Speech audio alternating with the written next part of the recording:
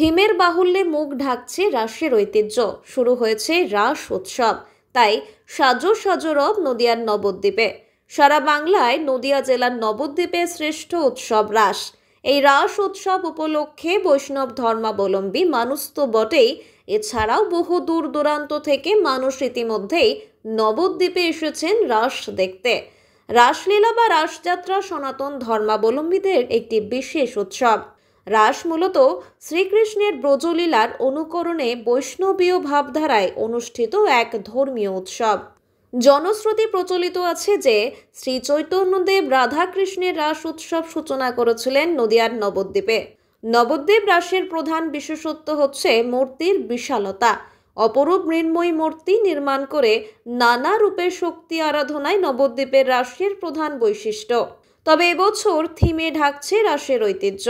চিরাচরিত উচ্চতার ঐতিহ্য ছেড়ে থিমের দিকে ঝুঁকছে নবদ্বীপ। একসময়ে রাস মানে ছিল পূর্ণিমার ভরা রাতে বিশুদ্ধ তন্ত্র মন্ত্রে শক্তি মূর্তি সাড়ম্বর পুজো করা কত বড় প্রতিমা তা নিয়ে চলত প্রতিযোগিতা। তবে এবছর সেই প্রথা ভেঙে বেরিয়ে এসেছেন নবদ্বীপের একাধিক ক্লাব ও বারোয়ারি পুজো কমিটি।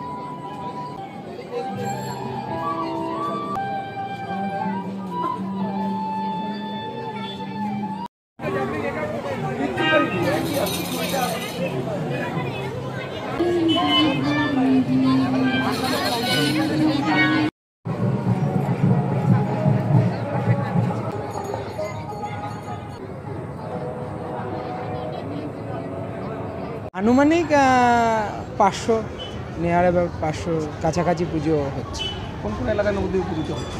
নবদ্বীপ সার্কুলেশনে সমস্ত এরিয়া জুড়েই মোটামুটি পুজো হয়। পূর্ব থেকে পশ্চিম, উত্তর থেকে দক্ষিণ, সমস্ত গলিতে গলিতে রাস্তায় রাস্তায় পুজো হচ্ছে। কী কী ঠাকুর পুজো হচ্ছে?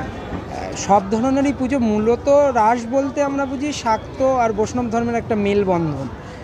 তা এই মেলবন্ধনে যেমন শাক্ত পুজো হয়, বিভিন্ন শক্তির আরাধনা হয়, কালী, দুর্গা, চণ্ডী, সেরকম সঙ্গে সঙ্গে দেখা যায় আমাদের বৈষ্ণব ধর্মের বিভিন্ন ধরনের